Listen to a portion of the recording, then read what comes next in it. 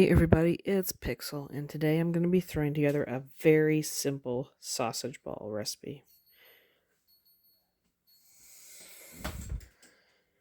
And for that I'm going to need a pound of either hot sausage, a mixture of hot sausage and maple sausage, or just maple,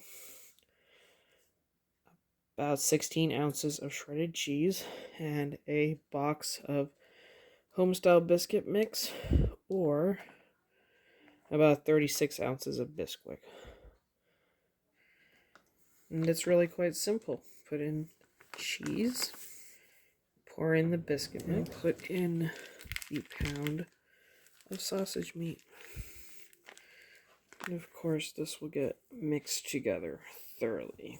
Now, it wasn't in the recipe, but someone in the comments did say if it's getting a little dry like mine is, put a good splash of milk, keep it out, and go back to mixing until you get a thoroughly combined but still moist mixture.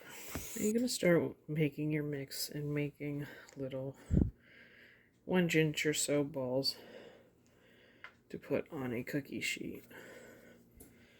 And I'm going to get about 15 on this pan before I put it into my oven, which has been preheated to 350, and they will stay in there for the next 30 minutes.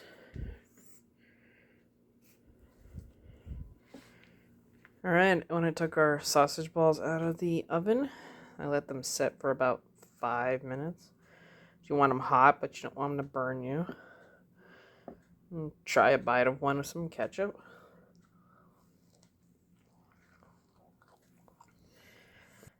Well, these are really good.